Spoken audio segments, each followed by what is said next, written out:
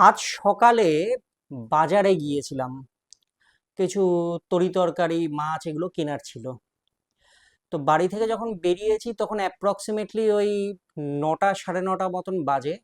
তো আমাদের যে কমপ্লেক্স, সেই কমপ্লেক্সের বাইরের যে রাস্তাটা সেটা মূলত একটি গুরুত্বপূর্ণ রাস্তাই বটে। সেখানে বহু যান চলাচল একসঙ্গে হয়। ঘটনাচক্রে আজকে সেই রাস্তায় ওই পার্টিকুলার মোমেন্টে গাড়ির সংখ্যা নিতান্তই কম ছিল। রাস্তা অলমোস্ট ফাঁকা। সেখান দিয়ে প্রথমে একটি ট্যাক্সি গেল, যে ট্যাক্সিটি কার্যত এই গোটা ফাঁকা রাস্তাটি তার হর্নটা চেপে ধরেছিল। তার ঠিক পরে এই গোটা দুতিনেক বাইক যেতে দেখলাম, তারাও একই কাজটি করছে, যে ফাঁকা রাস্তায় তারা ক্রমশ হর্ন বাজাতে বাজাতে যাচ্ছে। এমনকি তারপরে একটি বাস গেল, সেই বাসটিও দেখলাম একই রকম ভাবে সেখানে হর্ন বাজাতে বাজাতেই গেল। তো আমার এই কমপ্লেক্সের গেট থেকে বাজারের দূরত্ব অ্যাপ্রক্সিমেটলি ওই ধরে নিন 5-7 মিনিটের মতন হেঁটে। তো এই যে ডিস্টেন্সটা, এই ডিস্টেন্সটা আমি যাওয়ার সময় প্রতিটা মোমেন্টে আমি দেখতে পেলাম একই ঘটনার পুনরাবৃত্তি। যখনই কোনো গাড়ি যাচ্ছে ওই ফাঁকা রাস্তায় তারা প্রচন্ড জোরে হর্ন বাজিয়ে যাচ্ছে। এই প্রবণতাটা শুধু যে এই পার্টিকুলার জায়গার ক্ষেত্রে লক্ষণীয় তেমনটা কিন্তু নয়।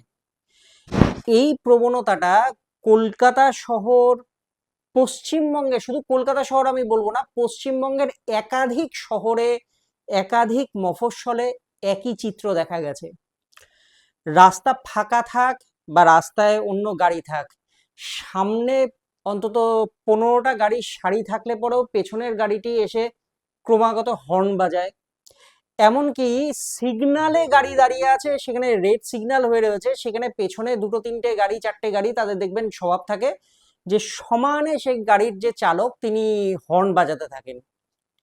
কোনো কারণ নেই, কোনো উদ্দেশ্য নেই, শুধুমাত্র তারা সেই কাজটা করে যান, হয়তো নিজের অবচেতন মনেই সেই কাজটা তারা করে যাচ্ছেন।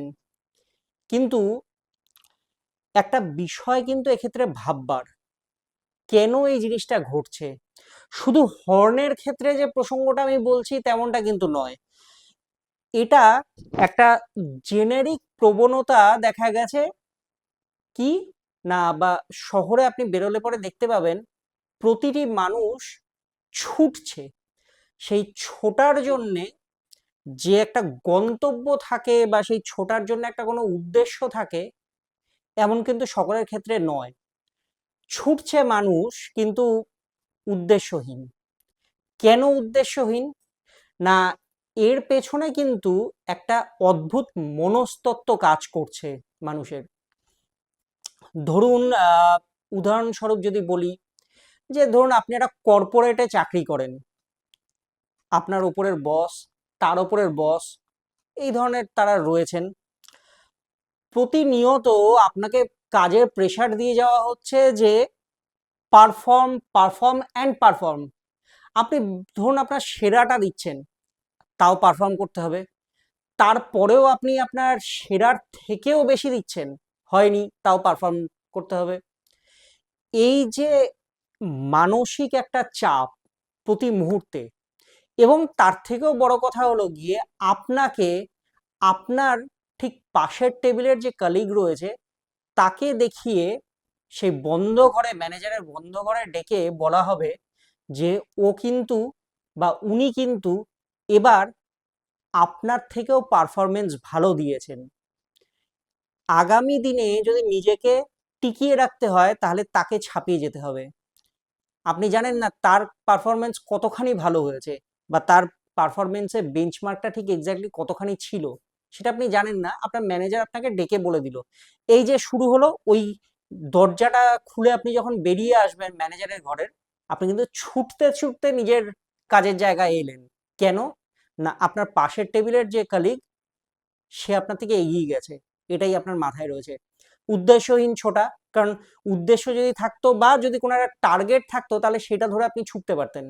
আপনি জানেন না আপনার কাছে কোনো টার্গেট নেই, টার্গেট একটাই, আপনার পাশের টেবিলের যে কলিগ সে আপনার থেকে এগিয়ে গেছে, দ্যাটস দ্য মেন পয়েন্ট। আপনাকে তাকে ছাপিয়ে যেতে হবে। অন্যদিকে বাড়িতে আপনি যখন আসছেন, অনেক ক্ষেত্রেই যারা দম্পতি তাদের মধ্যে অশান্তি চলে কি নিয়ে, না অমুকে এই এই জিনিস করেছে, আমাদের ঘরে এই জিনিস হচ্ছে না। Again competition. যে সমস্ত দম্পতিদের তাদের সন্তানাদি রয়েছে, তাদের পড়াশোনা, তাদের ক্যারিয়ার, অমুকের ছেলে বা মেয়ে বিশাল জায়গায় একটা চাকরি পেয়েছে, আমাদের ছেলে বা মেয়ে সেখানে পায়নি। কেন পায়নি? তার দোষ।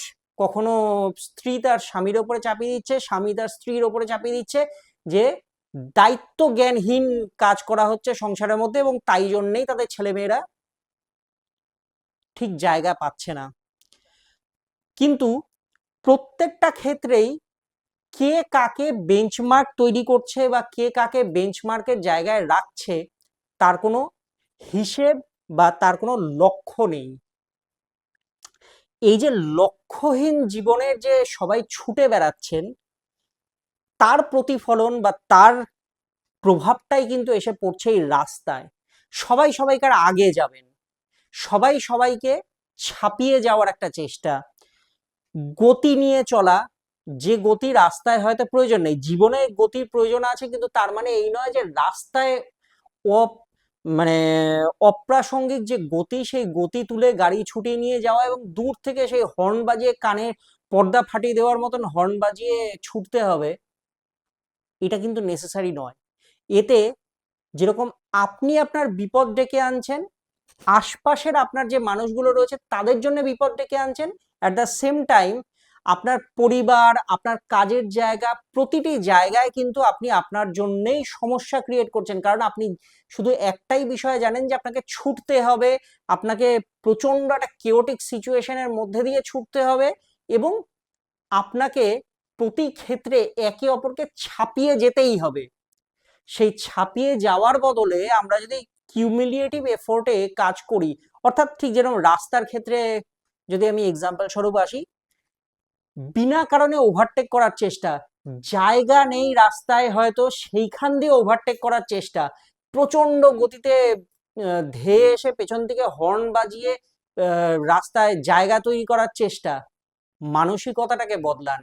কারণ আমরা যদি সুষ্ঠুভাবে, আমরা যদি একত্রে প্রতিটা গাড়িকে, প্রতিটা বাইককে পরপর পরপর একটা শৃঙ্খল মেনে চালাতে পারি, তাহলে যেটা হবে, আমরা আমাদের গন্তব্যে অনেক তাড়াতাড়ি পৌঁছবো। শুধু তাই নয়, একটা মানে একদম সুন্দর শৃঙ্খলা মেনে আমরা সেই কাজটাকে করতে পারবো। প্রত্যেকেই তাদের জায়গায় পৌঁছতে পারবে, প্রত্যেকেই নিজের নিজের মতন করে তাহলে এগোতে পারবেন। কিন্তু আমরা তো তা করি না। আমরা কে কাকে কতটা ল্যাং মেরে এগিয়ে যেতে পারবো সেই কাজটা করতে আমরা বেশি চাই, যার ফল আমাদের এই রাস্তায় দেখা যায়, যার ফল রাস্তায় রোড র্যাগ বেড়ে গেছে, মানুষের মৃত্যু বাড়ছে বারবার করে রাস্তায়, দুর্ঘটনা, বিভিন্ন রকমের সমস্যা। আমাদের মাথায় সেই টন টন বোঝা নিয়ে আমরা রাস্তায় ছুটছি, জানি না কোন উদ্দেশ্যে আমরা দৌড়চ্ছি, কিন্তু সেই যে দৌড়টা, সেই দৌড়টা আমাদের জন্য এবং অন্যদের জন্য বিপদ ডেকে আনছে। এই মানসিকতাটা বদলানো দরকার। সবার আগে প্রশ্ন করা দরকার, আমরা কি ভালো আছি? আমরা কি মানসিকভাবে সুস্থ? যে ঘটনাগুলো ঘটছে, যে জিনিসগুলো আমরা দেখতে পাচ্ছি প্রতিটি ক্ষেত্রে, সেগুলো সবটাই কি সুস্থতার লক্ষণ? আমরা সোশ্যাল মিডিয়াতে এখন বহু মানুষ বসবাস করে কার্যত, সেই সোশ্যাল মিডিয়ার ক্ষেত্রেও আমরা একই জিনিস দেখতে পাই। কেউ একটা কোনো কিছু পোস্ট করেছে বা কেউ একটা লাইন লিখেছে, সেই লাইনটার অর্থ বোঝার আগেই তাকে কার্যত গালাগাল করা থেকে শুরু করে তাকে মানে কত রকম ভাবে তাকে হেনস্থা করা যায় সেই চেষ্টা করি। আমরা সকলে একে অপরের থেকে বেশি জানি, এটা জাহির করার জন্য আমাদের একটা মানে ওই সোশ্যাল মিডিয়া তো একটা দৌড়, কে কাকে ছাপিয়ে যেতে পারবো, কে কাকে কতটা তাড়াতাড়ি আগে রিপ্লাই দিতে পারবো, বুঝি বা না বুঝি, ঠিক যেরকম রাস্তায় গাড়ি চালাতে জানি বা না জানি আমি আগে সবার আগে ছুটে যাব। এই প্রবণতাটা খুব ভয়ঙ্কর জায়গায় চলে যাচ্ছে। এই প্রবণতাটা মানুষকে আর মানুষ থাকতে দিচ্ছে না। এই ধরনের জিনিস বা এই ধরনের বিষয় আমি একা যে ফেস করছি এমনটা নয়, আপনারাও ফেস করছেন। যারা এই দৌড়টা দৌড়চ্ছেন আপনারাও হয়তো প্রতিনিয়ত সেটাই ফেস করছেন। তাই শান্ত হন, ভালোভাবে বাঁচতে শিখুন আগে, সুস্থ মানসিকতায় সুস্থ পরিবেশে সমস্ত বিষয়কে চিন্তা করতে শিখুন। তারপর দেখুন আপনার যে পাশের টেবিলে কলিগ রয়েছেন, যাকে নিয়ে আপনার ম্যানেজার আপনার সঙ্গে একটা কম্পিটিশনের জায়গা তৈরি করছেন, আপনারা দুজন এক টেবিলে বসে একটা সমস্যার সমাধান করছেন, ফলে প্রোডাক্টিভিটি বাড়ছে এবং তার পাশাপাশি কোম্পানির জন্য উন্নতি হচ্ছে। ঠিক রাস্তার ক্ষেত্রেও একই বিষয়।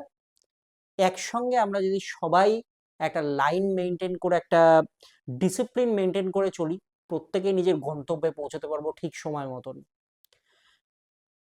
তাই বিষয়টি ভাবুন, কমেন্ট করুন আমাদেরকে এই বিষয়ে নিয়ে আপনাদের কি মতামত, আপনারা কতটা এই ধরনের সমস্যা ফেস করছেন জানান।